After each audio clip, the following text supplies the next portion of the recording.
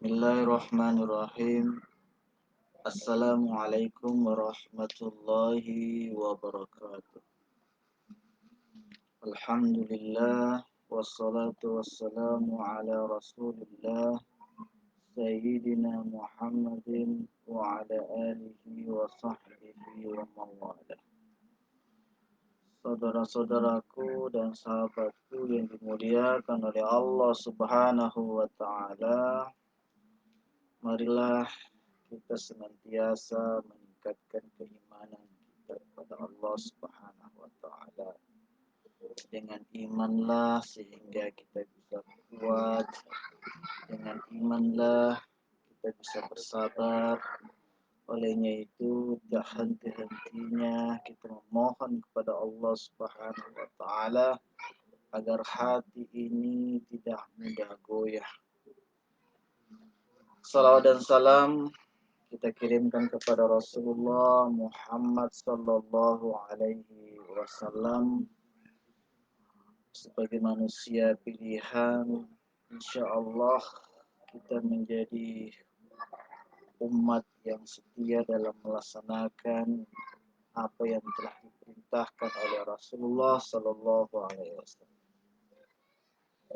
Sahabat-sahabatku yang dimuliakan oleh Allah Subhanahu wa taala, pada kesempatan ini ada hal yang menarik perlu kita kaji sekaligus untuk menambah wawasan pengetahuan kita berkaitan tentang amaliyah ibadah puasa pada bulan Ramadan.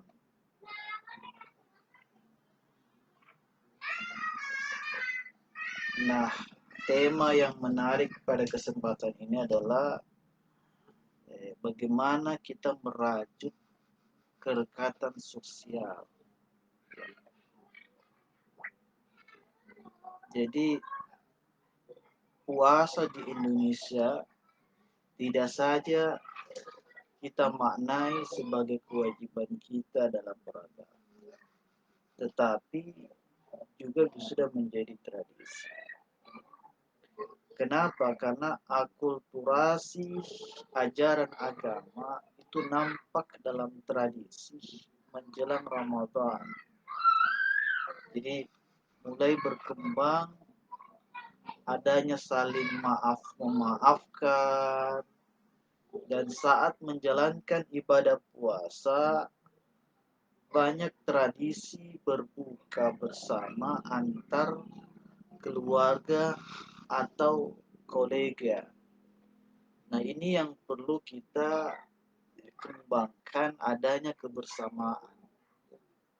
Jadi puasa itu bukan hanya sekedar ibadah untuk menahan haus, menahan lapar, tapi juga ternyata puasa pada bulan Ramadan ketika dijalankan itu ada rasa kebersamaan antar keluarga atau sesama teman rekan kerja.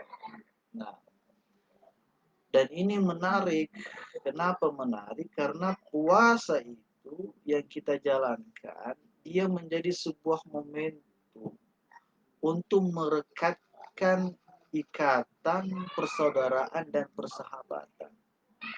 Jadi persaudaraan dan persahabatan itu dia semakin erat dengan adanya momentum ibadah puasa yang kita kerjakan pada bulan Ramadan. Saudara-saudaraku yang dimuliakan oleh Allah Subhanahu wa taala, buka puasa bersama atau biasa diistilahkan dengan bukber itu merupakan kegiatan yang kita lakukan itu penuh dengan suasana silaturahmi, ya, bagi muslim dengan muslim lainnya pada bulan puasa. Jadi silaturahmi ini terus terjaga lewat adanya kegiatan yang disebut dengan buka puasa bersama. Nah, apalagi kalau buka puasa bersama dalam suasana wabah yang sementara ada, itu bisa dilaksanakan dalam keluarga dan semakin banyak buka bersamanya dengan keluarga. Nah, banyak makna yang terkandung ya kalau kita melihat dalam kegiatan-kegiatan tradisi seperti ini. Jadi nanti sesama muslim itu bisa saling tukar informasi, kemudian nanti dengan bertemunya sehingga bisa berbagi ilmu antar keluarga dan teman. Jadi ada semacam harmonisasi yang sangat terasa. Jadi ketika azan berkumandang, ungkapan syukur kita kepada Allah Subhanahu wa taala itu nampak ketika dengan ucapan yang sering biasa kita ucapkan, yaitu Allahumma lakasumtu wa bika amantu. Nah, ini yang biasa kita baca untuk memulai berbuka. Nah, secara umum saudara-saudaraku, tujuan utama buka puasa bersama itu untuk merajut kembali tali silaturahmi. Jadi ada keakraban yang sudah ada itu semakin akrab. Nah, jadi meskipun ini setiap hari sudah bertatap muka, akan tetapi kesempatan buka bersama, ya, kesempatan buka puasa bersama itu merupakan momentum kita yang dimana akan muncul secara emosional itu diselingi dengan adanya candaan dan tawaan. Jadi ada kegembiraan yang tersendiri yang dirasakan oleh orang-orang yang menggunakan momentum ini sebagai momentum silaturahim. Nah, terlebih lagi jika buka puasa bersama ini dikemas dalam suasana dalam misalnya di sekolah atau di kampus. Namun ada hal yang berbeda yang perlu kita tekankan di sini. Ketika melakukan buka puasa adalah ada namanya misi sosial. Jadi bukan hanya sekedar buka bersama. Jadi bukan hanya sekedar buka bersama itu hanya secara seremonial bertemu dan melepaskan karena tidak pernah bertemu. Tetapi ada misi yang paling penting adalah kita berbuka itu ketika di tempat seperti panti sosial. Kenapa? Ini dimaksudkan untuk berbagi rezeki dan sekaligus kita mengamalkan salah satu sunnah Rasulullah yaitu bersedekah. Jadi disinilah kita akan merasakan kehidupan orang yang kurang beruntung. Saudara-saudaraku yang dimuliakan oleh Allah Subhanahu wa taala, memang acara buka bersama ini seperti model di Indonesia itu memang tidak pernah dilakukan oleh Rasulullah. Tetapi nilai dan spiritnya itu dianjurkan. Nah, Nabi Shallallahu Alaihi Wasallam menganjurkan agar memberi makan buka kepada orang yang sedang berpuasa dan mendoakan rumah orang yang memberi buka. Dalam sebuah hadis dikatakan, man fatara sha'iman kana lahu mislu ajrihi ghaira annahu la yanqusu min ajri as-sha'imu syai'. Ya. Jadi di sini Rasulullah berpesan bahwa barang siapa yang menyediakan makanan berbuka bagi orang yang berpuasa, itu niscaya ia akan mendapat pahala seperti orang yang berpuasa. Jadi luar biasa manfaat pahala yang didapatkan orang yang menyediakan makanan untuk berbuka bagi orang yang berpuasa, yaitu mendapat pahala seperti orang yang berpuasa, dan itu pun tanpa mengurangi pahala orang berpuasa sedikit pun. Jadi sahabatku yang dimuliakan oleh Allah Subhanahu wa taala, silaturahim dan ikatan persaudaraan itu akan lebih terasa ketika kita bisa buka bersama di bulan Ramadan.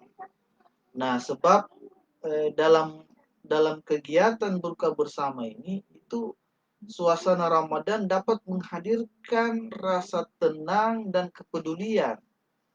Nah, terasa tenang yang kita rasakan karena semua orang itu muslim diwajibkan berpuasa di hari dan waktu yang sama selama bulan Ramadan.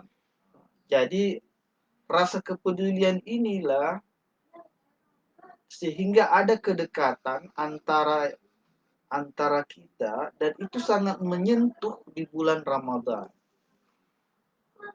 Nah, puasa itu mengajarkan untuk meninggalkan nikmat yang diterima menuju kepada zat yang maha memberi nikmat. Nah, ada seorang ulama yang terkenal namanya Syekh Yusuf Al-Qardawi, itu mengungkapkan bahwa kerekatan sosial dalam kegiatan bagi orang-orang berpuasa itu adalah ibadah puasa merasakan penderitaan orang yang berkekurangan.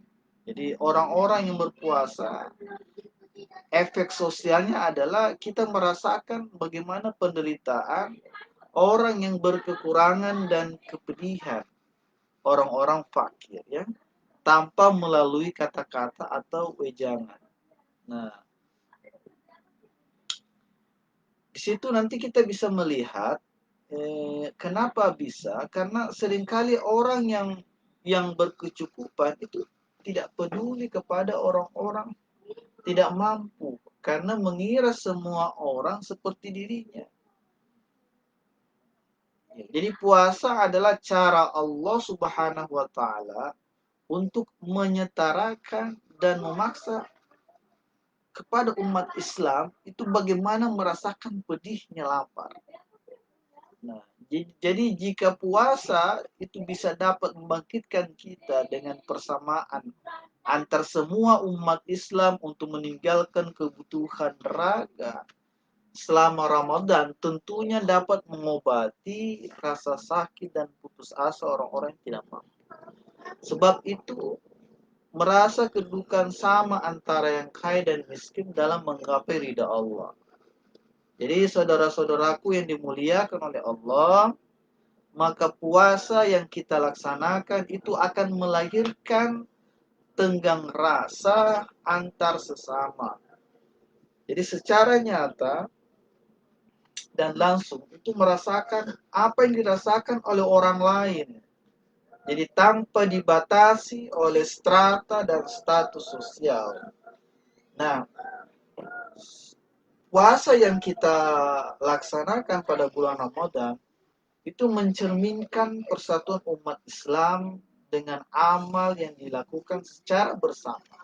Dengan berpuasa di siang hari dan salat tarwih di malam hari. Nah, kepedihan yang dialami bersama itu dapat melahirkan kerekatan dan kasih sayang.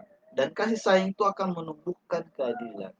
Jadi puasa itu mendidik kita ketika kita menahan rasa lapar dan haus, itu akan melahirkan adanya kerekatan dan kepedulian sosial kita kepada orang-orang yang secara dalam kehidupan mereka itu tidak mampu secara finansial. Bahkan kehidupan mereka itu dalam mencukupi kebutuhan sehari-hari itu penuh dengan kekurangan. Nah, kepedulian inilah akan muncul, akan timbul dalam diri kita ketika kita bisa merasakan puasa yang dirasakan pada sebulan full, ya, sebulan penuh pada bulan Ramadan. Mudah-mudahan ini menjadi renungan buat kita semua agar ibadah puasa itu bukan hanya kita menahan rasa lapar, rasa haus, tetapi juga menimbulkan rasa kepedulian kita kepada saudara-saudara kita yang berkekurangan, sehingga rasa kepedulian itu mendorong kita untuk membantu mereka agar ada kebersamaan dalam hidup, dalam meraih keridhaan Allah Subhanahu wa taala. Ini yang dapat saya sampaikan, mudah-mudahan bermanfaat buat kita semua dan insya Allah ini akan mendapatkan pahala di sisi Allah Subhanahu wa taala. Demikian, wallahu musta'an, wabillahi taufiq wal hidayah. Wassalamualaikum warahmatullahi wabarakatuh.